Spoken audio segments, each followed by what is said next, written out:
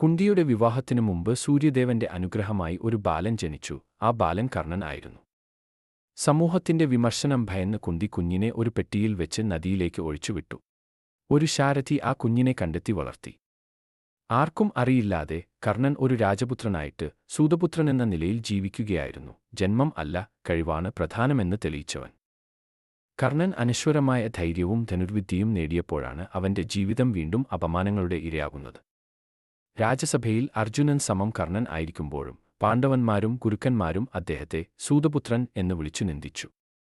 ആ നിമിഷത്തിൽ ദുര്യോധനൻ കർണന്റെ കഴിവ് തിരിച്ചറിഞ്ഞു. അദ്ദേഹത്തെ അംഗദേശത്തിലെ രാജാവാക്കിയിരുന്നു. ആ സൗഹൃദത്തിന് പ്രതിഫലമായി കർണൻ ദുര്യോധനോട് അനന്തമായ വിശ്വാസം പുലർത്തി. കുരുക്ഷേത്ര യുദ്ധത്തിൽ കർണൻ തന്റെ സഹോദരന്മാരായ പാണ്ഡവന്മാരെതിരെ യുദ്ധം ചെയ്തു, തന്റെ വംശം അറിയാതെ.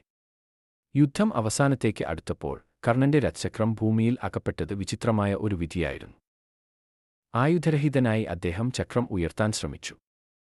ആ നിമിഷത്തിൽ കൃഷ്ണൻ അർജുനോട് പറഞ്ഞു, ഇതാണ് സമയം. അവസാനിപ്പിക്കൂ.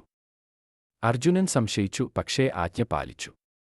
കർണൻ മരിച്ചപ്പോൾ അവന്റെ മുഖം സൂര്യനെ നോക്കിക്കിടക്കുകയായിരുന്നു, ധീരനായും സ്നേഹപൂർണനായും ഹൃദയവേദനയോടെയും. അദ്ദേഹത്തിന്റെ മരണമുശേഷം മാത്രമാണ് പാണ്ഡവന്മാർ അറിയുന്നത് കർണൻ അവരുടെ മൂത്ത സഹോദരനാണ് എന്നത്.